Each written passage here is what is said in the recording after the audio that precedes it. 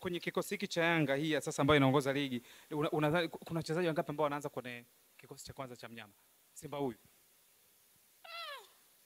Wachezaji wangapi kwenye kile kikosi cha Yanga unachokiona wewe ambao wanaanza na kikosi cha kwanza cha kocha Fadlu Davis kwa Simba hii ambayo inacheza na Almasi?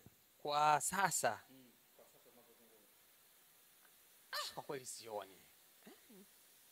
Hakuna hata mmoja kwenye kikosi cha hapana, kwa kweli sioni. Labda kuna mchezaji wa, unajua kuna kikosi cha kwanza afu kuna substitution. Yes, labda wachezaji wa akiba. Labda pale naona kuna substitution of course. Yes, kwa substitution ambayo naona ni moja ni Ibrahim Baka. Basi lakini kwa wengine hawana nafasi hata ya kukaa saba. Binafsi mimi naona ni hivyo. Kwa hiyo kwa wachezaji wengine wote wa Yanga hawana hata nafasi ya kukaa sababu kwenye kikosi cha kila mmoja ana mtazamo wake. Huo kwa mtazamo wako? Mtazamo wangu umebezi hivyo. Mtazamo wangu umebezi hivyo, sioni hata Jigidia. Sasa hapo mengine utakuwa unaongea wewe mwenyewe, lakini binafsi nimeshazungumza mimi binafsi sioni. Hilo ni la kwanza. Lakini la pili, nimejichagulia hii wiki time nyingi niipe timu yangu Simba Sports Club kwa sababu nina jambo la kunishughulisha. Mambo yao jamaa zangu ambao ni mwakakundi, usiniambie kabisa, nina jambo langu linalo nishughulisha ndugu yangu. Siku nzuri ambayo ni Karume Day ama yakiwa ni maadhimisho ya kumbukumbu ya kifo cha aliyekuwa mpigania uhuru ama mwanamapinduzi bora zaidi kwa ukanda huu wa Afrika. Tunamzungumzia hayati Abeid Aman Karume ambaye leo hii zilikuwa ni kumbukizi za siku yake toka alipofariki, na siku inaitwa ni Karume Day. Siku nzuri, lakini iliambatana na mchezo wa ligi kuu NBC Tanzania Bara ukiwa ni muendelezo kwenye uwanja wa KMC Complex kati ya wenyeji wa mchezo nazungumzia Young Africans dhidi ya Wanamangush Coastal Union. Story ilianza baada ya Coastal jana kumfungashia virago aliyekuwa kocha wao, lakini pia kocha wa zamani wa Yanga tunamzungumzia Juma Mombusi. Lakini leo wakawa na match pale na dakika 90 zimetamatika. Yanga wamefanikiwa kuibuka na ushindi wa magoli matatu. Yanga wamefanikiwa kuibuka na ushindi wa pointi 3 na goli moja, goli ambalo lilifungwa kipindi cha kwanza dakika 35 hapa kwa Mzuzwa kwenye mchezo huu. Mimi niko na mzee wa Saluti ambaye nilikuwa shuhuda wa mchezo, nazungumza naye hapa tuambie namna alivyotazama mchezo. Kwa chana hilo lakini tutazungumza kuhusu kile ambacho kinakwenda kufanyika siku ya Jumatano kati ya wenyeji wa mchezo nazungumzia Simba dhidi ya Al-Masry Warabu ambao tayari wamekwisha wasili kwenye dimba la Benjamin William Mkapa. Naitwa Rashid Kasim, karibu sana kufuatilia mazungumzo yetu. Mzee wa Saluti, asalamu alaykum. Wa alaykum salaam wa rahmatullahi wa barakatuh. Tunamshukuru Mwenyezi Mungu mwingi wa baraka na neema. Kidogo mambo yanasogea, tunamshukuru Mwenyezi Mungu. Bana, dakika 90 bana, umezitazama mchezo wa Yanga dhidi ya Coastal Union, umeona ulikuwa mchezo wa namna gani? Yeah, of course mimi kama mdau wa football nimeangalia mpira dakika zote 90. Cha kwanza ni zungumze ni mchezo ambao ulikuwa unaonyesha kweli ulikuwa ni mchezo ambao una hadhi ya kuwa kwenye ligi ambayo ina ushindani. Manake ulikuwa sio mchezo kama ule wa jamaa zetu waliocheza na Singida. Ule mchezo hapana, unaona kabisa kuna viashiria fulani kama yani kuna viashiria kama vya match fixing. Lakini ukiangalia mchezo wa leo unaona kabisa yes, watu wanafika, wachezaji wanajitolea, machozi, jasho na damu. Of course unaangalia kabisa mchezo ni mzuri na ushindani wa kila mtu. Lakini pongezi kubwa kwa homeboy Fales Gama, goalkeeper wa Coastal Union. Yeah, goalkeeper Fales Gama ni homeboy kabisa, yani nyumbani kabisa. Tumecheza naye, kuna uwanja Kigoma unaitwa Kawawa Stadium. Kwa hiyo tumecheza naye, alikuwa anapenda sana goalkeeper tangu zamani. Baada ya hapo akaenda kuna mashindano fulani Burundi anaitaga ujirani mwema. Anaenda Burundi, anarudi, anaenda. Baadaye akaja kucheza huku Dar es Salaam, akaja kwa watani zetu. Hakupewa nafasi sana kwa sababu ilikuwa ni hivi vilabu kumpa mtu nafasi ambaye anayekuja inakuwa ni ngumu. Kwa hiyo hakukaa muda akaondoka. Kwa hiyo kuondoka leo ndio mimi mwenyewe nimemuona, kumbe mdogo wangu yupo huku na ameonyesha kiwango kizuri sana. Kwangu mimi ndo alistahili man of the match kwangu mimi.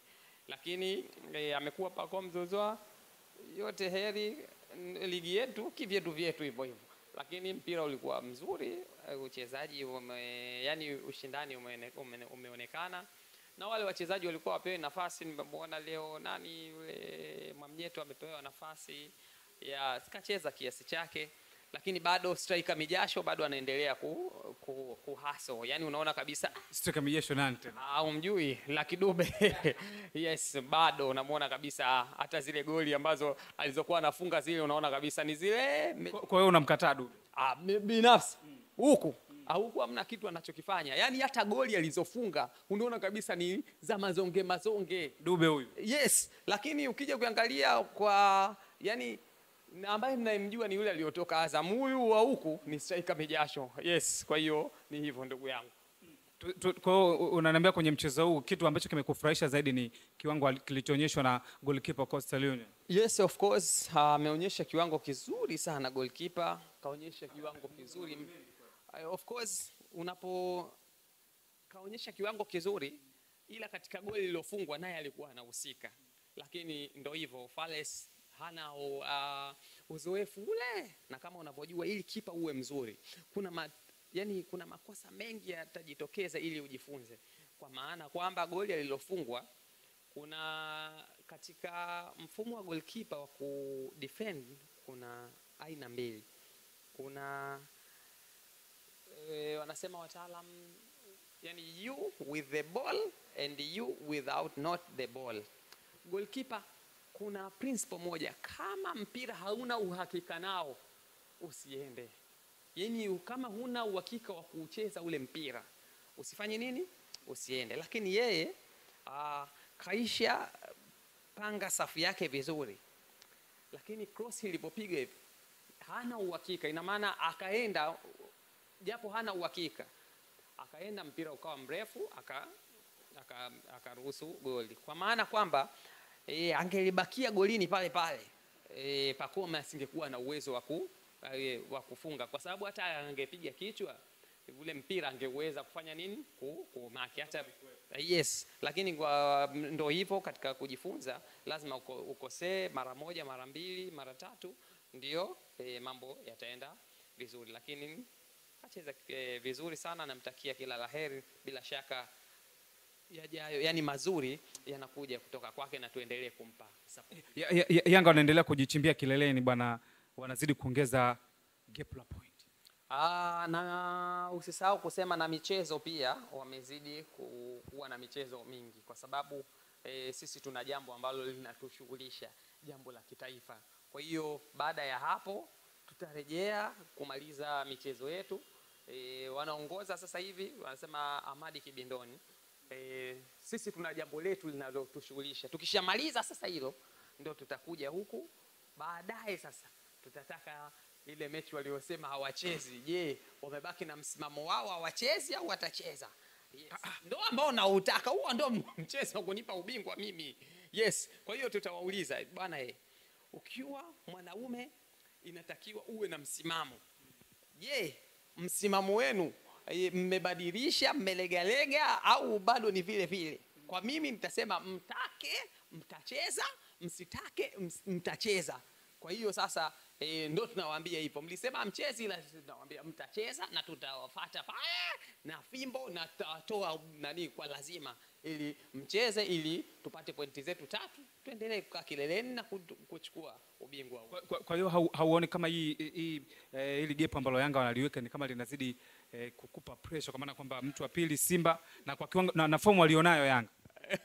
Lakini unaiona fomu kwamba hata kwenye mashindano ya kimataifa hata wao wanajilaumu labda kama walitolewa bahati mbaya. Wanaona kabisa kwa kiwango hichi sisi tulistahili kuendelea. Majuto ni mjukuu kaka. Mechi za kimataifa zina watu wake, ambao watu wake ndio sasa hivi, yani ukisikia wakali wa hizi kazi, Simba ndio wakali wa hizi kazi. Kwa hiyo tunamaliza shughuli yetu, tunaingia nusu finali, alafu tunaendelea huku hii michezo ambayo iliyobaki. Lakini katika kuendelea michezo iliyobaki bado kuna mchezo mmoja ambao tunaona kabisa huu ndio wa kuchukua ubingwa. Kwa hiyo tunasubiria tamko la bodi ya ligi na TFF. Huu mchezo wameupanga lini, na tunaomba Mheshimiwa Rais Dr. Samia Suluhu Hassan ndo awe mgeni rasmi. Yes, kwa maana kwamba pale ambapo unapo mfunga ndio huo mchezo, na mimi nitafanya nini, na mimi ndio nitajihakikishia kuwa bingwa. Na huo mchezo na uhisi kabisa utapangiwa kama sio tarehe hizi mbili, sijui kuna tarehe 1 mwezi wa 5 ile sikukuu ya wafanyakazi, au mchezo wa mwisho kabisa hiyo hiyo nawapa kodi hiyo. Sasa ndio tutaambiana mtacheza au hamchezi, kwa sababu sisi ili kombe pia tunalitaka. Kwa hiyo na kama tunalitaka lazima tucheze michezo yote ambayo tulisema kwamba timu ziko 16. Kwa hiyo tutacheza michezo mingapi? 15. Kwa maana yake 15 mara 2 tutacheza michezo 30.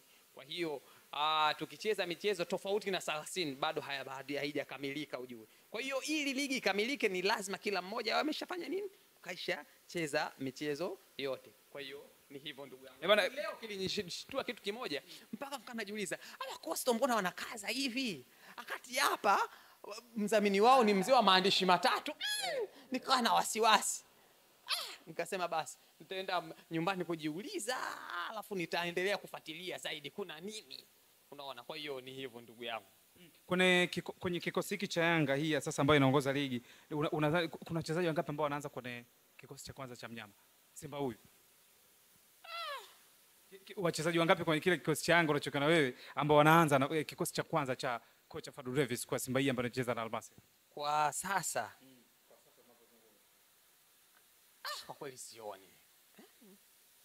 Hakuna hata mmoja kwenye kikosi cha hapana, kwa kweli sioni. Labda kuna mchezaji unajua kuna kikosi cha kwanza afu kuna substitution. Yes, labda wachezaji wa akiba. Labda pale naona kuna substitution of course. Yes, kwa substitution ambayo naona ni moja ni Ibrahim Baka. Basi lakini kwa wengine hawana nafasi hata ya kukaa saba. Binafsi mimi naona ni hivyo. Kwa hiyo kwa wachezaji wengine wote wa Yanga hawana nafasi ya kukaa sababu kwenye kikosi cha kila mmoja ana mtazamo wake. Huo kwa mtazamo wako? Mtazamo wangu umebezi hivyo. Mtazamo wangu umebezi hivyo, sioni hata Jigidia. Sasa hapo mengine utakuwa unaongea wewe mwenyewe, lakini binafsi nimeshazungumza mimi binafsi sioni. Hilo ni la kwanza. Lakini la pili, nimejichagulia hii wiki time nyingi niipe timu yangu Simba Sports Club kwa sababu nina jambo la kunishughulisha. Mambo yao jamaa zangu ambao ni mwakakundi, usiniambie kabisa, nina jambo langu linalo nishughulisha ndugu yangu. Kwa hiyo bezi kwenye jambo langu. Sawa, kabla tujamalizana na issue ya Yanga, kwanza ukitazama sasa mbio za ubingwa, unajiona bado kuna matumaini ya ubingwa? Kwa sababu kati ya timu ambazo mwanzoni mwa msimu zilikuwa zinatoa pressure kwa Simba na Yanga, Azam FC walionekana ni wa kuwatazama kwa jicho la tatu, lakini kadri siku zinavyokwenda Azam ni kama wanarusha taulo wenyewe. Kwa hiyo mbio zinabaki za Simba na Yanga kama kawaida.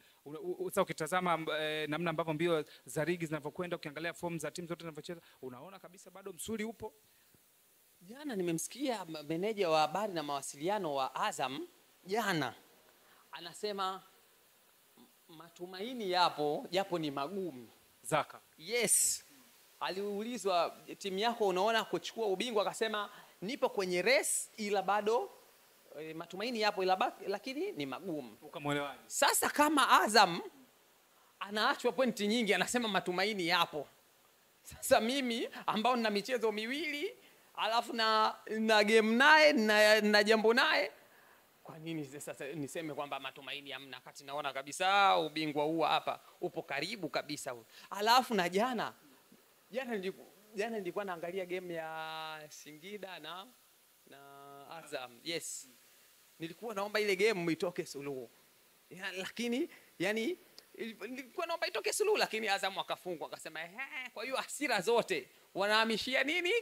Game ijayo. Kwa hiyo unaona sasa hapo mchezo unapokuja. Sawa bana. Mimi nilikuwa na mzee wa saluti. Kajenjere Trading Company Limited ndo ambao sisi wanatupa jeuri sana ya na wanatupa nguvu tuendelea kuepa muda wote. Nadhani unaona Kajenjere Trading Company Limited ndio anaendelea kutupa nguvu. Sawa, mimi naitwa Rashid Kasim ambaye nilikuwa na wewe muda wote hapa. Nilikuwa nikizungumza na mzee wa saluti, ni baada tu ya kumalizika kwa mechi ya Yanga ambapo Mzee wa Sauti alikuwa ni shuhuda. Bana, Mzee wa Sauti tumeshare naye story hapa na ametueleza kile ambacho kilitokea nchini Egypt ama nchini Misri ambako wao walikuwa ni wageni dhidi ya Al Masry, na umemfuatilia hapa mazungumzo yake. Tumezungumza namna ambavyo matarajio yake kuelekea mchezo dhidi ya Al Masry, lakini bana tumekumbusha namna gani wageni kadhaa ambao wamealikwa kwenye mchezo huu. Bana yupo Sheikh mkuu wa mkoa wa Dar es Salaam Sheikh Warid, lakini yupo Mtume Mwamposa Boniface, yeye pia ameitikia wito huo, nimeona amejibu, lakini wapo wageni wengine ikiwemo rais wa shirikisho la soka lakini pia ni mjumbe wa kamati ya CAF, namzungumzia ndugu Wallace Karia, pia ni miongoni mwao. Bana, Simba wanakuambia hii tunavuka, tusubiri sasa kuona nini ambacho kitakwenda kujiri, kwa sababu dakika 90 ndizo mwamuzi. Hii ni Kajenjere TV. Mimi nakushauri, tunakusi endelea kusubscribe channel hizi ili mtu wa kwanza kupata exclusive interviews kama hizi, kwa sababu tuko na vitu vingi zaidi na zaidi. Kajenjere bana ndo ambao wanatupa shavu, nikiwa nazungumzia Kajenjere Trading Company Limited, lakini Kajenjere Waste Management, lakini hata Kajenjere TV. So mimi ni Rashid Kasim, nyuma kamera amekuwa Edson Loikiza, mpaka wakati mwingine.